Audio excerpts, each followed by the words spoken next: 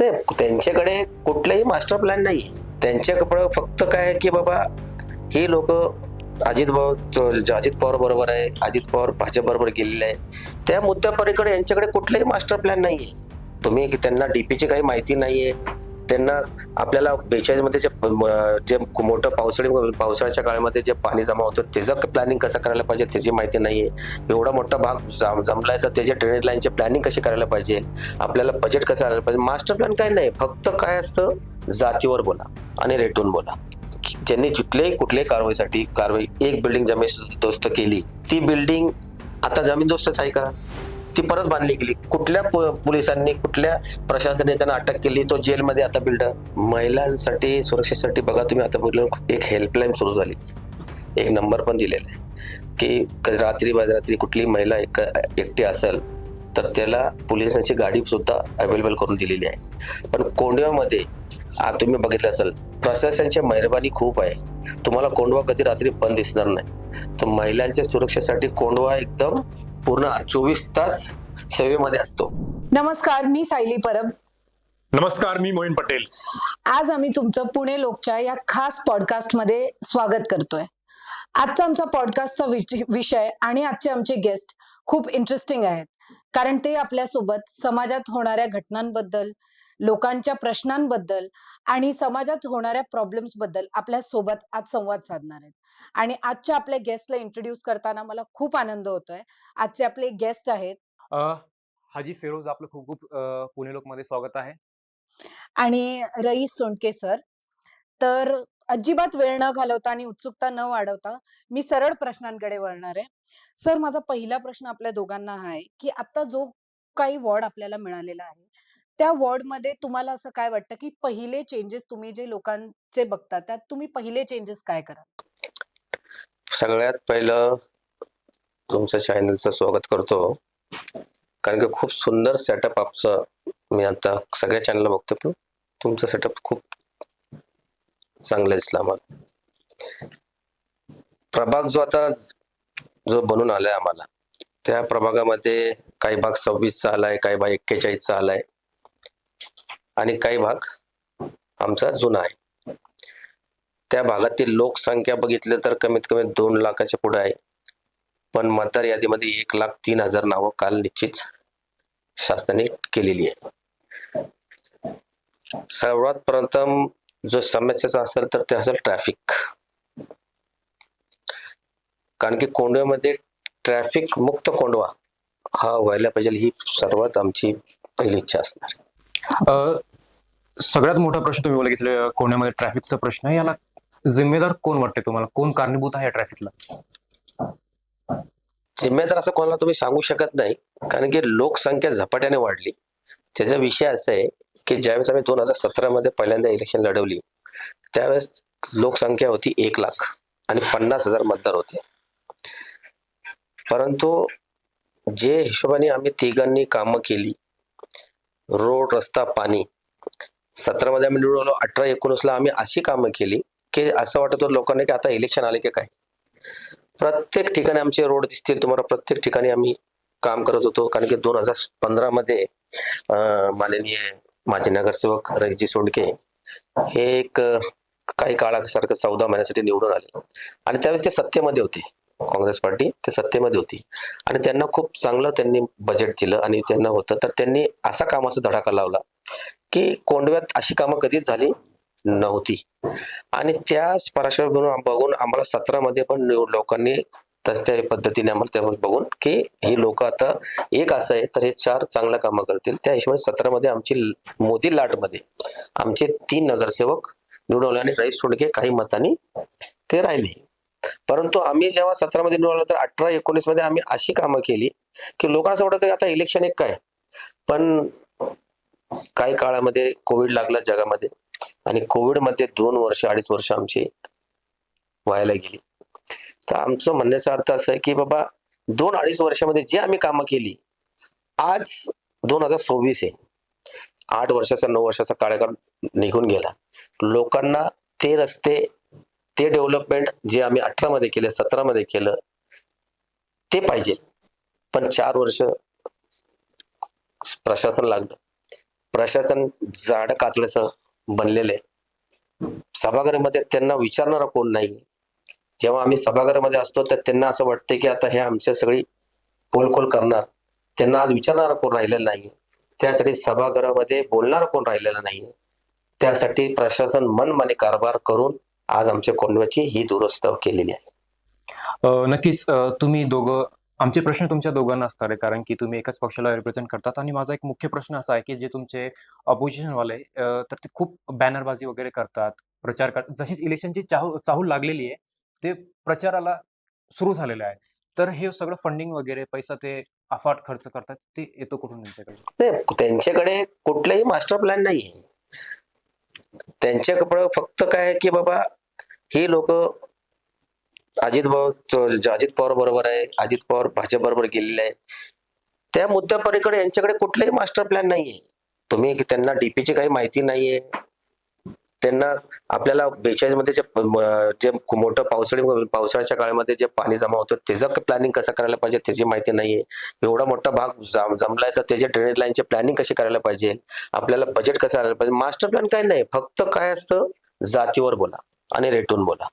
आणि सोशल मीडियावर आणि व्हॉट्सअप फेसबुकवर कोणी माणूस काम केल्यानंतर तो नगरसेवक बनणार असं तर होणार नाही. तुम्हाला जमिनीवर उतरायला लागेल. राईस सोडकर कसं प्लॅनिंग करतो, गफूर पठाण 6 वाजता सकाळी कसं काम करतो, हाजी फिरोज कसं काम करतो, त्यांची लोक कशी कामं करतात. आमचं चॅलेंज आहे म्हणजे तुमच्या माध्यमातून मला सांगतो मी, ज्या गल्लीमध्ये आम्ही काम नाही केलं त्या गल्लीमध्ये आम्ही एकदाही काम नाही केलं असेल तर त्या गल्लीमध्ये आम्ही वोट मागायला पण जाणार नाही. कुठल्याही गल्लीमध्ये दाखवा तुम्ही. जो भाग आमचा आहे, नवीन आता भाग जो आलाय त्याच्यात तर आमची आता चालू आहे की बाबा काय तिथं प्रॉब्लेम आहे, तिथं काय नाही आम्ही सगळं बघणं चालू आहे. मागच्या वेळेस तुम्ही नगरसेवक होता आणि तुम्ही ग्राउंड लेवलवर काम केलं असेल, आणि म्हणजे पब्लिक कोण तुमच्या प्रभागामध्ये नागरिकांच्या कोणत्या मुख्य समस्या की ते खरोखर वाटतं की तुम्हाला ही समस्या आहेत आणि त्या समस्या तुम्हाला माहीत झाल्यावर तुम्ही त्यावर काही काम केलंय का? Illegal construction. आणि त्यामुळेच काहीतरी ट्रॅफिकचं पण होऊ शकतो का? मला एक तुमच्या माध्यमातून लोकांना सांगायचंय किंवा प्रशासन सांगायचंय, मला एक सांगा, 4 वर्षापासून आम्ही नाही तरी सुद्धा इलिगल कन्स्ट्रक्शन जोरात चालू आहे. पहिले लोकांचा आरोप होता की नगरसेवकाचा यांना आशीर्वाद आहे. पण जेव्हा आम्ही 17 आणि 18 मध्ये निवडून आल्यानंतर तुम्हाला आम्ही सांगतो, आम्ही एवढं पाठपुरावा केला हे इलिगल कन्स्ट्रक्शन बंद करायला. शेवटी आम्हाला MECP ऑफिसच्या RD कडे जावं लागलं, रिव्हिजन डिपार्टमेंटला, की तुम्ही जेव्हा प्लॅन पासला मीटर देता तर त्या प्लॅन पासला तुम्ही 10 बाध्याची जागा मागता ऍग्रीमेंट करून, खरेदी करून, आणि मग त्याच्यानंतर कशाला मागतात की बाबा तुम्हाला कन्स्ट्रक्शन करायला मीटर लागतो. 10 बाधी जागा बिल्डर जेव्हा प्लॅन पाससाठी देतो तर तुम्ही त्याचा कंपाऊंड मार्क करून ऍग्रीमेंट करून 7/12 मार्क करून तुम्ही घेता तो. आणि त्याच्यानंतर तुम्ही सगळं पाठपुरावा केल्यानंतर कंपाऊंड वॉल झाल्यानंतर ताब्या पावती करून घेता आणि तुम्ही त्याला कन्स्ट्रक्शन मीटर देता. तर माझ्या कोंडामध्ये एवढे इलिगल कन्स्ट्रक्शन चालू आहे, तुम्ही कुठल्या बेसवर देता यांना? तुम्ही अगर कन्स्ट्रक्शन मीटर यांना कुठल्या बेसवर देता? तुम्ही इलिगल देत असाल तर तुम्ही तो मीटर इलिगल दिला, तुम्ही नाही दिला मीटर तर तुम्ही ते पाणी मारणार नाही, त्यामुळे इलिगल कन्स्ट्रक्शन थांबणार. मग तुम्ही त्या घरचं मीटर असताल तर त्याच्यावर तुम्ही इलिगल कन्स्ट्रक्शन करतात तर तुम्ही त्याच्यावर गुन्हा दाखल करता. तर किती बिल्डर आतापर्यंत पोलिसांनी अटक केले? मी तुमच्या माध्यमातून प्रशासनाला विचारतोय, जेव्हा पुणे महानगरपालिकेच्या आमच्या अधिकारी बांधकामचे असतील, AJE असतील, EA असतील, जे असतील, ज्यांनी कुठल्याही कारवाई एक बिल्डिंग जमीनदोस्त केली, ती बिल्डिंग आता जमीनदोस्तच आहे का? ती परत बांधली गेली. कुठल्या पोलिसांनी, कुठल्या प्रशासनाने त्यांना अटक केली? तो जेलमध्ये आता बिल्डर. म्हणजे काय आहे, आमचा मुद्दा इलिगल कन्स्ट्रक्शन थांबायचं होतं, पण परंतु प्रशासन हे त्याच्यामध्ये आम्हाला जशी पाहिजे तशी साथ नाही दिली आणि आम्हाला कार्यकाळ कमी भेटला. आमच्या 2.5 वर्षात, आमच्या 3 वर्षामध्ये आम्ही तुम्हाला एक चांगलं हॉस्पिटल बांधून दिलं, आम्ही एक भाजी मंडई बांधली, आमच्या सिव्हिल कन्स्ट्रक्शनचे 2 स्लॅब झाले, अख्ख्या कोंड्यामध्ये आमचे जास्तीत जास्त कॉन्क्रीट रस्ते केले, प्रत्येक ठिकाणी आम्ही चांगले ड्रेनेज लाईन टाकल्या. भाग्योदयनगर, मिठानगर पावसाळी काळामध्ये जे छाती एवढं पाणी जमायचं, लोकांना जायला प्रॉब्लेम येते, तो आम्ही पूर्ण मुक्त करून टाकला. कीर्ती बिल्डिंग पाशी पाण्याचा प्रॉब्लेम होता, तिथलं आम्ही काम करून टाकू. म्हणजे याचा अर्थ आम्ही 2.5-3 वर्षात मध्ये कोंडव्याचा खूप काही काम आम्ही केलंय. पण जे राहिलेली काम आहे आणि जनता ज्यावेळेस आम्हाला साथ देतील किंवा आम्हाला परत रिपीट करतील तर 100% आम्ही कोंड्याचं काय पलट करणार. सर, आता कन्स्ट्रक्शन वरतीच विषय चालू आहे त्यामुळे मी हा विषय काढते. आम्ही सर्व्हेज घेतोय, आम्ही पब्लिक ओपिनियन्स घेतोय. त्यातून आम्हाला असं आढळलंय, की कोंढवा पोलीस स्टेशनच्या ऑपोझिट एक सज्जन माणूस आहेत, ते बसले आहेत धरण्यावरती. आठवले गटाचे हबीब सय्यद म्हणून आहेत ते. हबीब सय्यद म्हणून आहेत, ते बसले आहेत आणि ते असं म्हणतायत, की इथे जे काही कन्स्ट्रक्शन होतंय, या कन्स्ट्रक्शनमुळे डी-पी रोडचा रस्ता ब्लॉक होतोय. तर त्यावर तुमचं काय मत आहे? पुणे महानगरपालिकाच्याकडे डीपी रोडचा सगळं प्लॅन आहे. जे ते बोलतात ते खरं पूर्ण खोटं आहे. डीपी रोड तिकडून नाहीये. तिकडं नाला गार्डन आहे. 7.5 मीटर राईट साईडला 7.5 मीटर नाल्याच्या दुसऱ्या साईडला नाला गार्डन आहे. नाला गार्डनचं आरक्षित जागा असते ती राज्य सरकारची असते जागा आणि सुप्रीम कोर्टचा ऑर्डर आहे की राज्य शासनाच्या जागेमध्ये किंवा नाला आरक्षित जागेमध्ये कुठलाही रस्ता करता येत नाही. त्या रस्त्यासाठी आम्ही जेव्हा नगरसेवक होतो त्यावेळेस आम्हाला, कारण की आमचा जो 42 भाग आहे त्या भागामधून दुसरा रस्ता पर्यायी जागा एकतर बिबेवाडी साईडला निघतो किंवा गंगाधामच्या साईडला निघतो आणि एक रस्ता आमच्या कोंढव्या भागात निघतो शीतल पेट्रोलपाशी. तर पर्यायी जागा म्हणून आम्हाला एक रस्ता तिथून काढायचा होता, परंतु आम्ही तिथला प्लॅनिंग केलं असता तिथं कुठलाही डीपी रोड नाहीये. कधी डीपी रोड असेल तर 100% तिथं झाल्याशिवाय राहणार नाही, किंवा त्यांनी खोटी माहिती पसरवली असेल तर 100% त्याच्यावर गुन्हा दाखल होणार. नक्कीच सर. आणि माझा अजून एक महत्त्वाचा प्रश्न आहे सर, की आपली जी सीट आहे, ती सीट हा माझ्यासोबतच जनतेचा सुद्धा प्रश्न आहे, की आपली जी सीट आहे ही फिमेल सीट आहे, ही महिलांसाठी आरक्षित सीट आहे. तर त्यामुळे आपल्या या कोंढवा परिसरात महिलांसाठी असं, जसं की आपल्याला सगळ्यांनाच माहिती आहे, की खूप गुन्हे होतात महिलांच्या ह्याच्यामध्ये. तर त्यासाठी आपल्या प्रशासनाने काय निर्णय घेतले आहेत किंवा काय बदल आणले आहेत किंवा काय आणतील याच्यापुढे महिलांच्या सुरक्षिततेसाठी? महिलांसाठी सुरक्षेसाठी बघा, तुम्ही आता बोललो एक हेल्पलाईन सुरू झाली, एक नंबर पण दिलेला आहे की रात्री बाजरात्री कुठली महिला एकटी असेल तर त्याला पोलिसांची गाडी सुद्धा अवेलेबल करून दिलेली आहे. पण कोंढव्यामध्ये तुम्ही बघितलं असेल, प्रशासनाची मेहरबानी खूप आहे. तुम्हाला कोंढवा कधी रात्री बंद दिसणार नाही. तर महिलांच्या सुरक्षेसाठी कोंढवा एकदम पूर्ण 24 तास सेवेमध्ये असतो. ते तुम्ही बघून घ्या. कोंढव्यामध्ये तुम्ही बघत असाल तर रात्रीचे तुम्हाला 2 वाजता पण तुम्हाला कोंढव्यामध्ये दिसणार, कारण की कोंढवा तसं तेवढं डेव्हलप आहे. मला एक सांगा तुम्ही ताई, की कोंढव्यामध्ये कधी आम्ही डेव्हलपमेंट नाही केलं असता, कुठल्या तुम्ही तिथं राहत असाल आणि त्या बिल्डिंग मध्ये समजा 2-2, 3 दिवस पाणी येत नसेल, त्या भागाचं ड्रेनेज लाईन सारखं वाहत असेल, स्वच्छता नसेल, तर तुम्ही त्या भागात राहू शकता का? तुम्ही तो भाग सोडून दुसरीकडे जाणार. लोक वाढतात, ते कमी होत नाहीये. ह्याचा अर्थ तिथं डेव्हलपमेंट झालंय. म्हणजे प्रायव्हेट जागेमध्ये पण तुमच्याच भागात, तुमच्याच ह्या मीडिया मधले आमच्या भागामध्ये एक माणूस राहतात, त्यांचे प्रायव्हेट सोसायटी आहे. त्या प्रायव्हेट सोसायटी पण ते पण मी ड्रेनेज लाईन कॉन्क्रीटीकरण त्यांचे 5-5 बिल्डिंग मध्ये करून दाखवलेले. आणि आम्ही आमच्या आमदार फंडामधून जेव्हा आम्ही आमच्या आमदार फंडामधून कुठली अशी सोसायटी नाही की आम्ही तिथं काम नाही केलं. खूप जास्त सोसायटीमध्ये केलं. कुठली पण सोसायटी विचारा तुम्ही. गगन मध्ये आम्ही कामं केली, अशोका म्यूज मध्ये केली, अशोका सुमित मध्ये केली, कीर्ती कन्स्ट्रक्शन मध्ये केली, आम्ही धोरणे कॉम्प्लेक्स मध्ये केली. म्हणजे प्रत्येक सोसायटीमध्ये पण आम्ही जे कोणी आजपर्यंत केलेलं नाही. अजून एक माझा प्रश्न आहे, थोडं आपण मागे जाऊयात. जे विधानसभेच्या निवडणुका झाल्यात मागच्या वेळेस, शरद पवार गटाला 25,000 वोट मिळाले आणि आपण इथं शिल्लेदार म्हणून ओळखले जातो. तिथे आपण रिप्रेझेंट करतो आणि आपल्या पक्षाला फक्त 5,000 वोट मिळाले. आपण कुठे कमी पडलो की इथली जे जनतेनं आपल्याला नाकारलं? काय सांगाल यावर? त्या ठिकाणी असं आहे की बहुसंख्य समाज तिकडे, एक मुस्लिम समाज जास्त राहतो तिकडं, आणि मुस्लिम समाजाला बीजेपी हा पक्ष म्हणलं तर एक राग येण्यासारखा पक्ष, कारण की ते आमच्या समाजावर हमला करतात. प्रत्येक ठिकाणी बघा, जेव्हापासून मोदी साहेब आले तेव्हापासून 24 काय म्हणजे गौरक्षाचा विषय असेल, 3 तलाकचा विषय असेल, म्हणजे आमचं काय म्हणणं आहे, आपल्याला देशाला कुठे घेऊन जायचंय? देशाला आपल्याला जायचं घेऊन तर सबका साथ सबका विकास, म्हणजे फक्त ते एक समाजाला टार्गेट करतात असं आमच्या समाजाचं म्हणणं आहे. आमचे जे धर्मगुरू होते त्या धर्मगुरूंनी ह्या 2 इलेक्शन मध्ये स्वतः जातीने ह्या लक्ष दिले याच्यावर. आणि जेव्हा ह्या जातीने धर्मगुरू जेव्हा मस्जिदमध्ये जेव्हा हे सगळं सांगतात त्याला लोक ते मनावर घेतात. आमचा पक्ष अजितदादा पवार पक्षाचं बीजेपी वर अलायन्स झाल्यानंतर तो राग होता. आता महानगरपालिका निवडणूक येतील आणि जे तुमचे अपोजिशन वाले ते त्यांसाठी एक मोठा मुद्दा राहणार आहे की जे वारंवार मुस्लिम विरोधी भाषण वगैरे करतात. अजित पवार त्यांच्या सोबत अलायन्स मध्ये आहे राज्यामध्ये. आता ते महानगरपालिका निवडणूक येतो तो दुसरा प्रश्न आहे. पण तुम्ही त्या सगळ्या गोष्टीला कसं फेस करणार? कसं आहे की 2 इलेक्शन मध्ये आमच्या समाजाने बघितलं की लोकसभेमध्ये आणि विधानसभेमध्ये त्यांनी बघितलं की बाबा आम्ही सगळ्यांचं ऐकून आम्ही या लोकांच्या विरुद्ध पठाण साहेब असतील, सोंडके असतील यांच्या विरुद्ध जाऊन आम्ही मतदान करतो. परंतु मतदान झाल्यानंतर निवडून आलो किंवा नाही निवडून आलो तरी सुद्धा लोकसभेमध्ये आम्ही हारलो. लोकसभेमध्ये हारल्यानंतर तरी सुद्धा दुसऱ्या दिवशी सकाळी पठाण साहेब कचऱ्यासाठी लोकांच्या दारात आहे, सोंडके साहेब रस्ता बनवण्यासाठी त्यांच्या दारात आहे, मी कुठली समाजसेवेसाठी त्यांच्या दारात आहे. म्हणजे ज्यांना मतं दिली ते कधी पण इथं दिसले नाही. दुसरा प्रश्न असा की जो माणूस लोकसभेमध्ये निवडून आला म्हणजे माझे आमचे खासदार आदरणीय कोले साहेब, त्यांना 5 वर्ष आम्ही त्यांच्याबरोबर काम केलं, आम्ही एकत्र होतो. त्यावेळेस आम्ही आम्ही एक महानगरपालिका 3 नगरसेवक होतो. त्यावेळेस आम्हाला एक पोलीस स्टेशन बांधायचे, एक चौकी बांधायची म्हणजे नशामुक्त कोंडवा करण्यासाठी. आम्हाला आमच्याकडे आरक्षित जागा 5,000 स्क्वेअर फीटची. ते जागेवर काही लोकांनी गुंडा लोकांनी त्याच्यावर कब्जा केला होता आणि ते सांगत होते आम्ही याचे मालक आहे.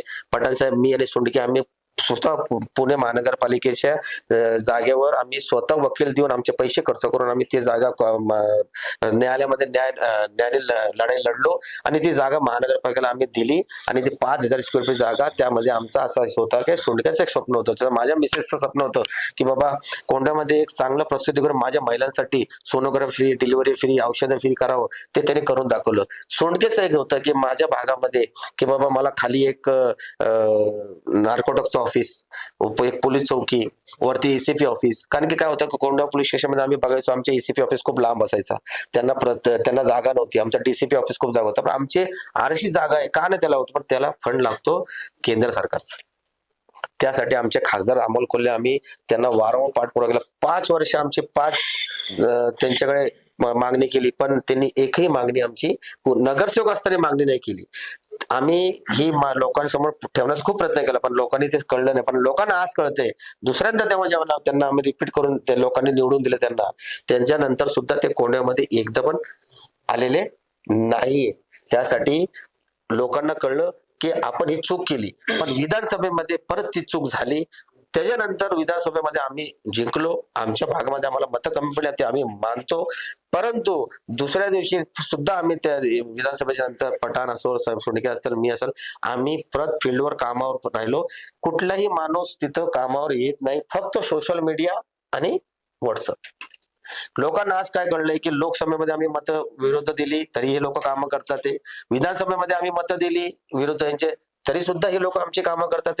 यांनी हे आमचे माणसं आमच्या जवळ किती पण केलं तरी आमच्यापासून दूर जाणार नाही, यावेळेस लोकांनी ठरवलेले. आणि कसं असतं की विधानसभेमध्ये आणि महाविकास आघाडी एकत्र म्हणून, तर त्याच्यामध्ये काही शिवसेनेची मतं होती, काही काँग्रेसची मतं होती, काही MIM ची मतं होती, सगळे म्हणून ती मतं त्यांना भेटलेत. आता सगळे वेगवेगळ्या पक्षाची आहे आणि आम्ही पण आमची बाजू मांडली की आम्ही कामावर मतं मागणार आहे.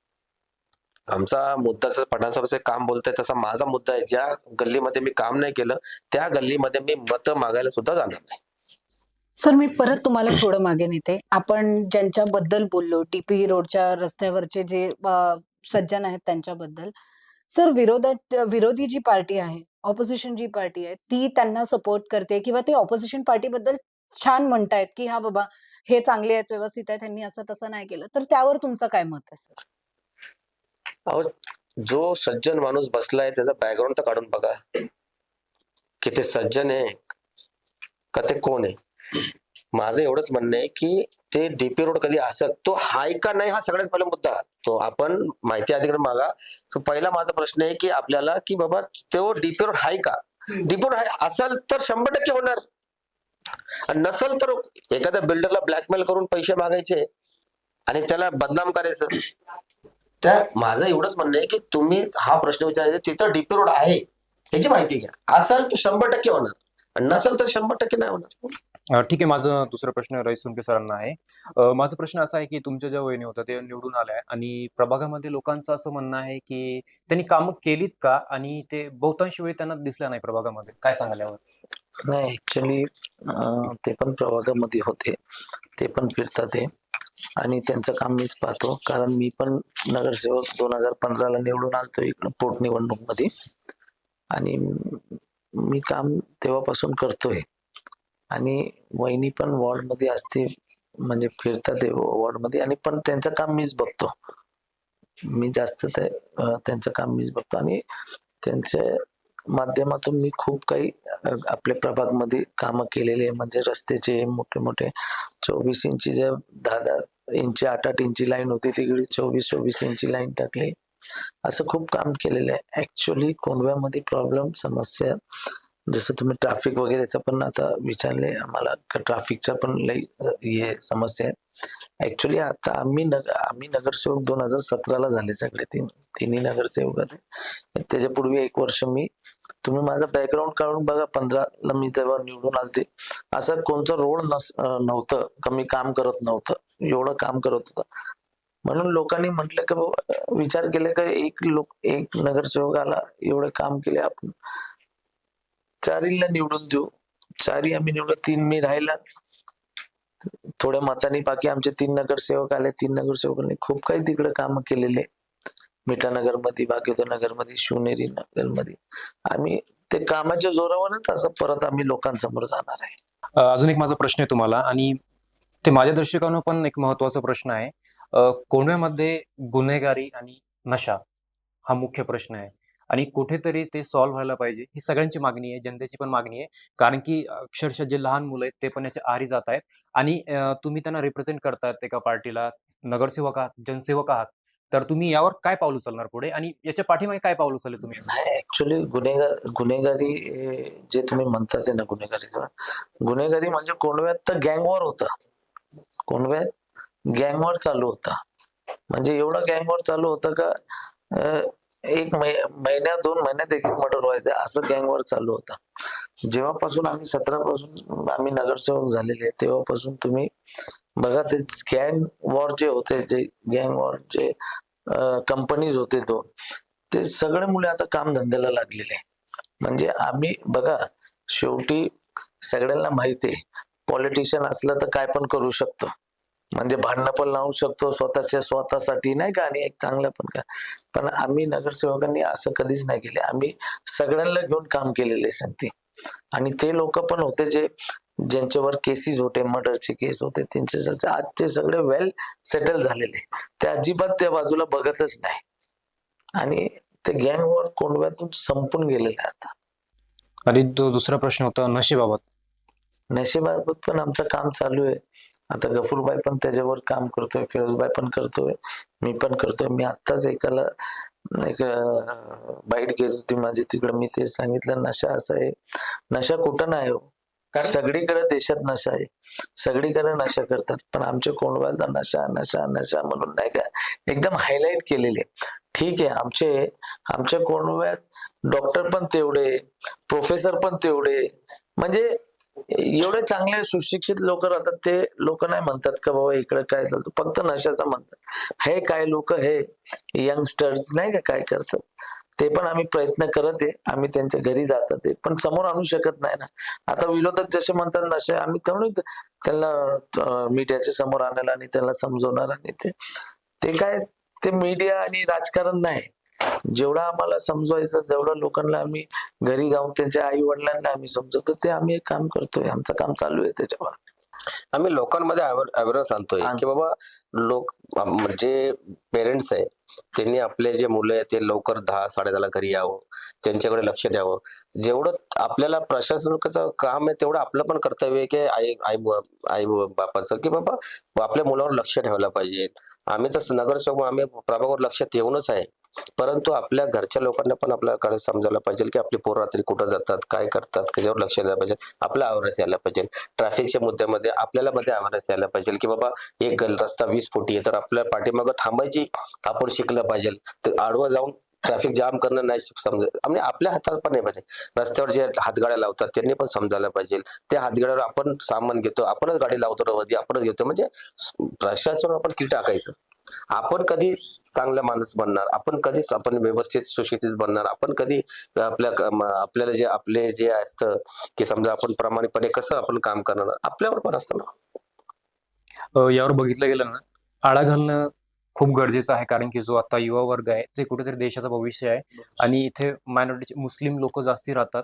आणि जर तोच युवा वर्ग कुठे याच्या आहारी गेला तर त्यांचं भविष्य अक्षरशः बर्बाद होणार आहे, आणि याच्या आहारी जाऊ ते त्यांना त्याची सवय पडणार आहे. तर माझा हा अजून एक प्रश्न आहे, इथून नशेच्या गोळ्या वगैरे सप्लाय होतात का कोण? बघा, हा जो प्रश्न आहे ना, तुम्हाला सांगतो मी, एक साधी आमची मीटिंग असली ना, तर तिकडं आमच्या आधी LIBचे लोक तिथे येऊन थांबतात. जेव्हा कोंडव्यामध्ये तर वरतून तर येत नाही माल, बरोबर ना. साधा एक मीटिंग असली तर LIBची तर असतं, तर प्रशासन माहित नसतं कुठून माल येते, कसं विकतो जातो. गुटखा बंदी आहे, प्रत्येक पानावर गुटखा भेटतोय ना. म्हणजे हा आपल्या प्रशासन फेल आहे का पास आहे हे तुम्ही ठरवा. सर, जनतेचा अजून एक मुख्य प्रश्न आहे, जो आम्हाला वारंवार आढळतो, की सगळ्याच गोष्टी जर प्रशासनावर गेल्या, तर त्या वॉर्डातले जे नगरसेवक आहेत किंवा जे आमदार आहेत, मग ते कुठल्याच गोष्टीची जबाबदारी नाही घेणार आहेत. 100% आम्ही आमची जबाबदारी झटकत नाही. आम्ही 100% आम्ही प्रशासन का टाकतोय, कारण की जेव्हा आम्ही प्रशासनाला माहिती आहे की या पानटपरीवर पान विकतोय, ती पानटपरीच इलिगल आहे, ती कशी आहे हो? पानटपरी लिगल आहे का? आमचा प्रश्नच तो आहे ना, की आमचा प्रश्न काय आहे की इलिगल कन्स्ट्रक्शन आहे, महानगरपालिकेच्या अधीन गुन्हा दाखल, तो अटक आहे का, तो जेलमध्ये आहे का, तो जामीन झाली का, तर प्रशासनावर जाणार आहे. माझ्या भाग्यनगर नगरमध्ये वरतून बघा, 1 किलोमीटरचा रस्ता आहे, तुम्हाला एक पानपट्टी दिसणार नाही, पण तुम्ही कौशल बघितलं तर तुम्ही एका रोड तुम्हाला 27 पानपट्टी दिसतात. कशी आहे तो? अतिक्रमण भाग कुठे येतो? प्रत्येक पानटपरीवर तुम्हाला आज गुटखा भेटतोय. कसा भेटतोय मॅडम? म्हणजे नगरसेवकांनी काय करावं पाहिजे तुम्ही सांगा आम्हाला. कुठेतरी असं वाटतंय की सभागृहामध्ये एक मुस्लिम चेहरा असल्याकारणे आवाज दाबले जाते किंवा बजेटमध्ये कमतरता होते. विरोधामध्ये असलं तर बजेटमध्ये कमतरता खूप भासली आम्हाला, कारण की विरोधक सत्तेमध्ये असतो तर त्यांना 10-10 कोटी रुपयाचं बजेट होतं आणि आमच्या तिघांना 2-2 कोटी रुपयाचं बजेट होतं. विरोधक काही पण बोलतात, त्यांना माहिती नसती, पेपर उलटा आहे का सरळ दिसत त्यांना कळत पण नाहीये. केवळ यांना 5-5 कोटी रुपये भेटत होते, यांना एवढे पैसे भेटत होते. अहो, माहिती अधिकार आहे. आज आपला देश खूप पुढे गेलेला आहे. पुणे महानगरपालिका खूप पुढे. वेबसाईटवर तुम्ही चेक करा, आमच्या तिघांना प्रत्येक वर्षाला 2 कोटी रुपये यायचे. त्या 2 कोटी रुपये आम्ही रस्त्याचे डेव्हलपमेंट करायचे, आम्हाला ड्रेनेज लाईन करायची, आम्हाला हॉस्पिटल बांधायचं, आम्हाला भाजी मंडई बांधायची, आम्हाला सिव्हिकल्चर सेंटर बांधायचंय. यांच्या मनाला विरोधाला थोडंसं वाटायला लागेल की आम्ही 2-2 कोटी मध्ये विरोधमध्ये असून आम्ही एवढं कामं केलेली आहे, जे कुठल्याही नगरसेवकांनी नाही केलेली. कुठला नगरसेवक 6 वाजता येतो, साफसफाईसाठी निघतो, मला दाखवा अख्ख्या 165 मध्ये कुठला नगरसेवक 4 वाजता तुम्हाला सोंडकेसारखा भेटणार कुठल्या हॉस्पिटलसाठी? त्या कोंडव्याला एक गॉड गिफ्ट आहे, हे चांगले लोक यांना भेटलेली आहे आणि 100% हेच लोक रिपीट होणार आहे, कारण की लोकांच्या मनामध्ये आम्ही आहे, विरोधकांच्या डोक्यामध्ये आम्ही आहे. सर, तुम्हा दोघांनाही माझा शेवटचा प्रश्न, की आता जी काय आपली निवडणूक होणार आहे, त्यात जनतेने तुम्हाला निवडून द्यावं, ह्याच्यासाठी तुम्ही जनतेला काय मेसेज द्याल? आमचं काम, आम्ही काम केलं तर आम्हाला मत द्या, आम्ही नाही काम केलं तर आम्हाला मत देऊ नका. नाही, आता आम्ही आता जाणारे आम्ही सामोरं जाणारे जनताचे हेच घेऊन जाणारे ना, जे आम्ही 8 वर्ष काम केलेले आणि 4 वर्ष आम्ही असं नगरसेवक पद आमचा गेला, प्रशासन लागली म्हणून आम्ही आमचे ऑफिस बंद करून घरी नाही बसले. आम्ही कंटिन्युटी काम चालू आहे आमचं. म्हणजे आमचे हडपसर विधानसभाचे जे आमचे आमदार आहेत, चेतन पाटील तुपे, त्यांचे बजेटचे माध्यमातून आम्ही खूप काही तिकडे काम केलेले आणि आमचं काम चालू आहे. आणि पुढे आम्ही जे जाणार आहे जनतासमोर, आम्ही लोकांसमोर, मतदारासमोर हेच सांगणार आहे का पुढचा आमचा विजन काय, आम्ही काय करणार आहे. आम्हाला 2.5 वर्ष भेटलेले हो, त्याच्यानंतर आम्ही फक्त काम करतात आहे लोकांचे, आम्ही पाठीमागे नाही हटणार. पण आम्ही तुमच्या माध्यमातून कोंडव्याच्या जनतेला प्रभाग क्रमांक 19 तेच सांगू इच्छित आहे का येणाऱ्या निवडणूक, आता जसं फिरोजबाईंनी आम्हाला सांगितलं निवडून येणारे, आम्ही काय बेसवर सांगितलंय, हे आमचा ओव्हर कॉन्फिडन्स नाही, हे आमचा कामाचा बेस आहे तिकडं. म्हणून आम्ही निवडून नक्की येणार आहे, 100% आम्ही निवडून येणार. आणि आमच्या फ्युचर मध्ये जे ट्रॅफिकचा मसला आहे, आमच्या DP रोडचा मसला आहे, खूप काही आमचे म्हणजे डेव्हलपमेंट आम्हाला काय काय कोंडव्यात करायचंय. जसं तुम्ही इनलिगलचा पण विचारले, कुठं थांबवायचं, आम्ही काय करायचंय, ते पण आम्ही भक्कमपणे करणारे लोकांसाठी. आणि आमचं कसं आहे की आम्हाला कोंड्यामध्ये मेट्रो आणायची, आमचं 75% काम झाले, 100% 2 महिन्यात ते पण मान्यता भेटेल. आदरणीय उपमुख्यमंत्री अजित पवार त्याची घोषणा करतीलच की शिवाजीनगर ते जुना बाजार ते ससून हॉस्पिटल ते SGS मॉल, आंबेडकर पुतळा, तसंच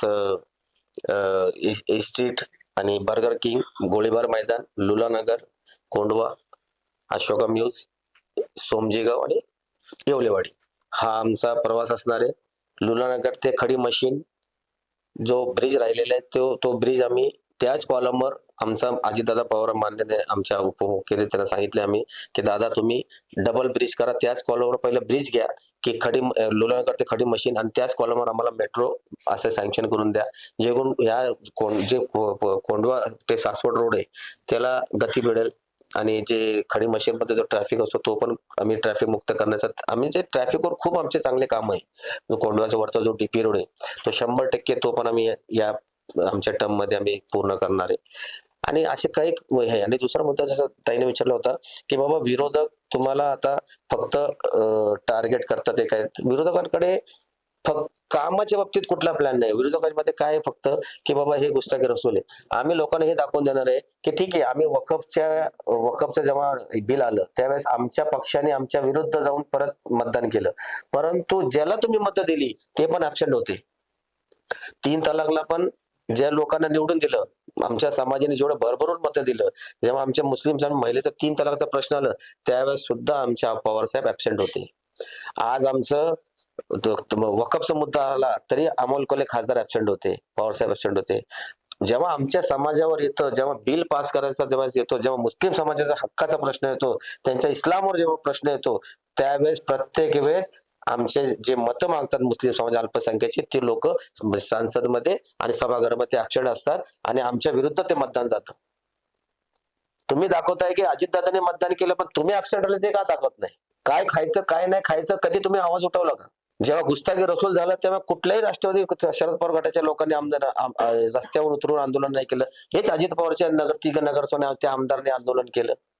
तुम्ही फक्त त्यांनी एकदा गुस्ताखी रसूल केलं पण 10 वेळा तुम्ही सांगून त्यांचा अपमान करताय, ते तुम्हाला त्या लोकांना आम्हाला करतात. हे आम्ही सगळं लोकांना दाखवणार आहे की आमच्या पक्षाने मतदान नाही केलं आपल्या समाजाविरुद्ध, परंतु हे ऍबसेंट राहिले नाही, एक वेळेस राहिले नाही. 3 तलाकचा पण जेव्हा मुद्दा होता तरी सुद्धा पवार साहेब ऍबसेंट होते. आज वकफचा होता तरी अमोल कोल्हे ऍबसेंट होते. समाजाची मतं घ्यायची आणि जेव्हा समाजावर जेव्हा पाळी येते त्यावेळेस समाजाचं जेव्हा बिल बनतं न्याय, तेव्हा जो कानून त्याचा तयार होतो त्यावेळेस तुम्ही आमच्या समाजाला कुठलीही मदत नाही करत. म्हणजे अल्पसंख्याक समाजाला फक्त विरोध बोलून मतं घ्यायची आणि ज्यांच्या त्यावेळेस वेळ होते उभं राहायचं नाही. त्यासाठी त्यापेक्षा तर अजितदादाचं बघा तुम्ही 7 तिकीट आमदारकीमध्ये मुस्लिम समाजाला दिले. एक आमदार इद्रिस नायकोडे म्हणून डायरेक्ट विधान परिषदेवर घेतलं. कॅबिनेट मिनिस्टर मध्ये आमचे मुस्लिम समाजाचा एक अल्पसंख्याचा माणूस आहे. त्याच्यानंतर 1000 कोटी रुपयाचं बजेट मौलाना अब्दुल काझम दिला, मार्टी दिली, आमच्या सारख्या नगरसेवकांना 4 तिकीट दिली. म्हणजे समाजापाठी बरोबर थांबणारा माणूस म्हणजे कोण असेल तो अजितदादा पवार. जे मागच्या वेळेस महानगरपालिकेच्या निवडणुका झाल्या तर तुम्ही निवडून आल्या आणि आता जे महानगरपालिका निवडणूक होणार तर तुम्हाला काय चॅलेंजिंग काय वाटतं ह्या 8 वर्षामध्ये? कसं आहे की 5 वर्ष जो आमचा कार्यकाळ होता तो संपल्यानंतर दुसरा 5 वर्ष गेलं. लोकांनी 17 मध्ये मतदान केलं आणि आमचं 5 वर्ष 22 मध्ये आमचं मतदान संपल्यानंतर आम्हाला जेव्हा इलेक्शनवर सामोरं जायचं तर आमची कामं समोर होती. लोकांना कोविड माहित होतं की नगरसेवक रात्री आपली जेवण परवा नाही केली आणि रस्त्यावर उतरले, सगळे रात्रंदिवस लोकांना काय लागत होतं काय नाही सगळं पुरवलं, त्यांनी सगळं व्यवस्थित केलं, त्यांना जाणीव होती. पण हे जे 4 वर्ष गेले, हे 4 वर्ष प्रशासनाचे खूप म्हणजे चांगले नाही गेले. प्रशासनाने जसं पाहिजे तसं तो भाग हाताळला नाही आणि आम्ही पण त्याच्यामध्ये काम करताना आम्हाला प्रशासनाने जेवढी पाहिजे तेवढी साथ नाही दिली. त्यासाठी लोकांना असं वाटतं की आम्ही 17 मध्ये निवडून दिलं, पण त्याला हे माहित नाही लोकांना की 10 वर्षानंतर मी आता मतदान करते. या लोकांना 5 वर्ष तर असेच गेले, म्हणजे सेकंड टर्म झाली आमची, थर्ड टर्म झाली. 2.5 वर्ष काम करणार. आम्हाला फक्त हेच खूप ह्याला वाटणार आहे की जेव्हा आम्ही लोकांसमोर जाणार आहे तर 2.5 वर्ष आम्ही काम केले आणि 6.5 वर्ष आम्ही घरामध्ये बसलो, हे लोकांना आम्हाला सामोरं लागणार. तर दर्शकांनो, हे होते रईस सोनके सर आणि हाजी फिरोज सर. यांच्यासोबत दिलखुलास चर्चा करून खूप आनंद झाला आणि आगामी महानगरपालिकेच्या निवडणुकीमध्ये त्यांना पुणे लोकतर्फे शुभेच्छा.